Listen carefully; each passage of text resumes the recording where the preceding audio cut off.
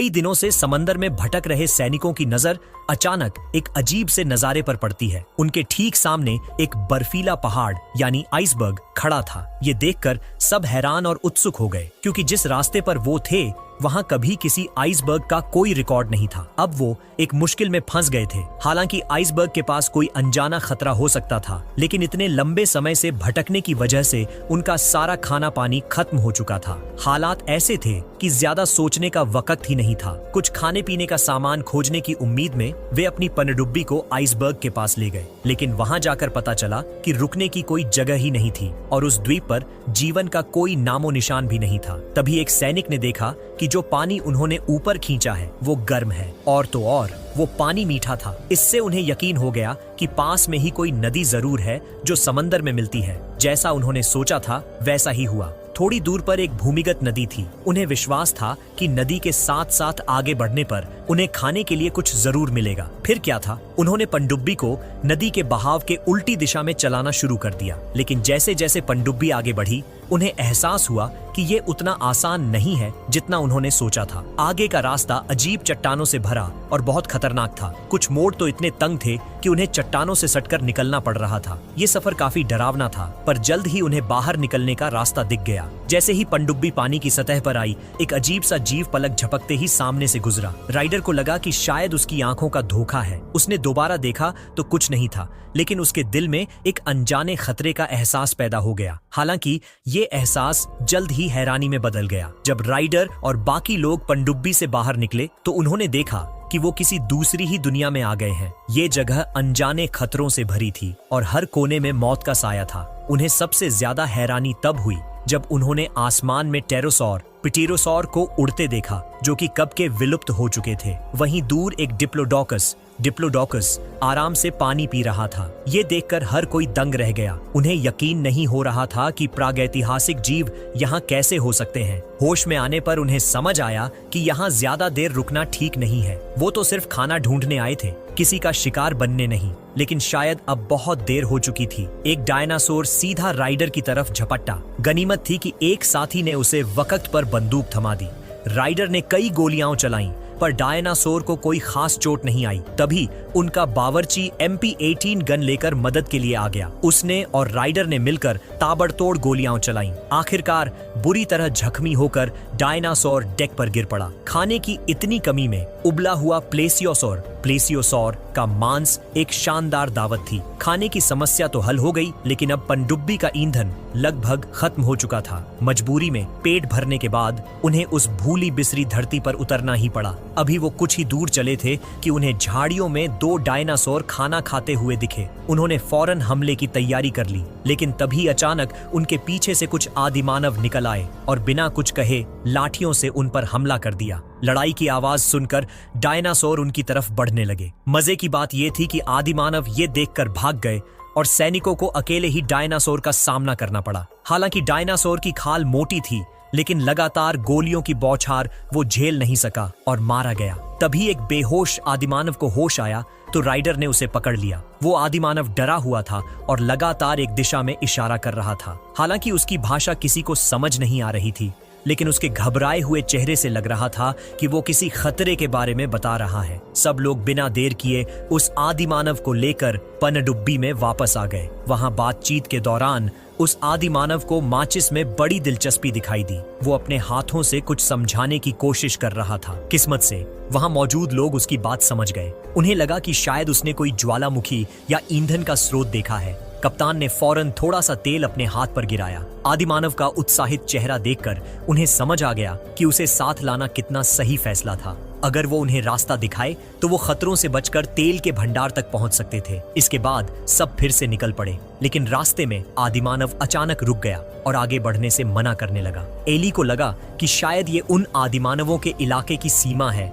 और वो उसे पार करने से डर रहा है। लेकिन एक सैनिक ने अपना समय बर्बाद नहीं करना चाहा और धमकी देने के लिए एक खोपड़ी पर गोली चला दी। इस धमकी के आगे बेचारे आदिमानव को झुकना पड़ा, लेकिन शायद अपनी सुरक्षा के लिए आदिमानव उन्हें एक खतरनाक डायनासोर के इलाके में ले गया।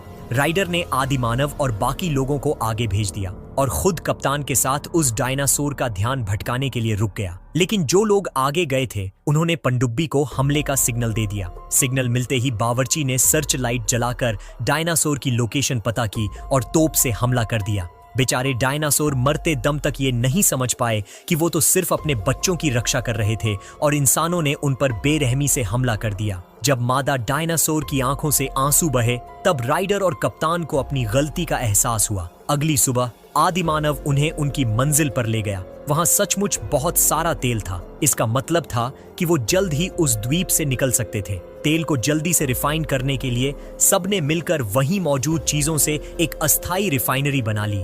जब डीजल बनकर तैयार हुआ तो सब खुशी से झूम उठे। समय बचाने के लिए कप्तान ने टीम को 2 हिस्सों में बांट दिया। वो कुछ लोगों के साथ तेल रिफाइन करने का काम जारी रखेगा और राइडर बाकी लोगों के साथ खाने का इंतजाम करने जाएगा। राइडर की टीम कैंप से थोड़ी ही दूर गई थी कि उन्हें एक पहाड़ी पर आदिमानवों का गांव दिखाई दिया। वो ये देखकर हैरान थे कि आदिमानव औजारों का इस्तेमाल करना सीख गए थे। तभी एक सैनिक को आसपास कुछ गड़बड़ महसूस हुई, लेकिन कुछ कह पाता उससे पहले ही एक आदिमानव ने छिपकर उस पर हमला कर दिया और वो मारा गया। अगले ही पल झाड़ियों से बहुत सारे आदिमानव निकल आए। राइडर ने गोली चलाकर उन्हें पीछे हटने पर मजबूर कर दिया। राइडर ने अपने साथियों को किनारों से घूमकर आदिमानवों को घेरने के लिए कहा, लेकिन आदिमानव भी चालाक थे। उन्होंने जानवरों की आवाज निकालकर सैनिकों का ध्यान भटकाया और फिर छिपकर हमला कर दिया। आवाज सुनकर राइडर मदद के लिए भागा, लेकिन वो आदिमानवों की चाल में फंस गया। वो खुद भी घिर गया और अकेली एली को भी आदिमानवों ने मौका देखकर पकड़ लिया। राइडर जैसे तैसे उस मुसीबत से निकला ही था कि आसमान से एक टीरोसौर आ धमका। राइडर ने मुकाबला करने की सोची, लेकिन उसकी बंदूक की गोलियां खत्म हो चुकी थीं। ठीक उसी मुश्किल घड़ी में वो आदिमानव जिसे राइडर ने पहले बचाया था सामने आ गया। उसने राइडर को धक्का देकर बचा लिया, लेकिन खुद उस उड़ने वाले डायनासोर का शिकार बन गया। राइडर उसे बचाना चाहता था पर कुछ नहीं कर सका और अपनी आंखों के सामने उसे डायनासोर को ले जाते हुए देखता रहा। इस सदमे से उबरकर राइडर को एली की याद आई। उसने देखा कि आदिमानवों ने एली को घेर रखा है। वो उसे बचाने का कोई तरीका सोच ही रहा था कि दूर एक ज्वालामुखी फट गया। जोरदार धमाके से सब घबरा गए और आदिमानव इधर उधर भागने लगे। एली ने मौके का फायदा उठाया और भाग निकली, लेकिन कुछ आदिमानव अब भी उसके पीछे थे। राइडर फौरन उसे बचाने दौड़ा।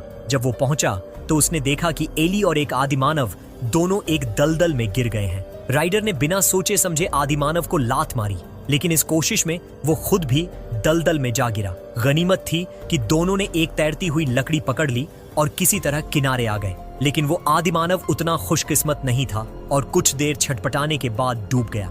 जब दोनों बचकर कैंप वापस पहुंचे तो उन्होंने देखा कि कप्तान और बाकी सैनिक पहले ही जा चुके हैं। निराश होकर राइडर और एली नदी की तरफ भागने लगे। चारों तरफ हालात और बिगड़ते जा रहे थे। ज्वालामुखी के फटने से कई डायनासोर मारे गए थे। उधर पनडुब्बी पर कप्तान राइडर और एली का इंतजार करना चाहता था, लेकिन बाकी सैनिक और रुकने को तैयार नहीं थे। बावर्ची ने जब इसका विरोध किया तो उन्होंने उसे गोली मार दी। कप्तान ने रोकने की कोशिश की तो उसे भी नहीं बख्शा। ये सब करने के बाद उन्होंने पनडुब्बी चालू कर दी। उसी वक्त राइडर और एली किनारे पहुंच चुके थे। वो चिल्लाते रहे, लेकिन पनडुब्बी नहीं रुकी। राइडर को मानना पड़ा कि उन्हें पीछे छोड़ दिया गया है, लेकिन जाने वाली पनडुब्बी का सफर भी आसान नहीं रहा। पानी के नीचे अब लावा भर चुका था, जिसकी वजह से पनडुब्बी नीचे नहीं जा सकती थी। ऊपर से गिरते पत्थरों की चपेट में आने से जोरदार झटके लगे और अंदर मौजूद सभी लोग बेहोश हो गए। बेकाबू पनडुब्बी धीरे धीरे पानी में डूब गई। ये सब राइडर और एली ने अपनी आंखों से देखा। जब सब कुछ शांत हो गया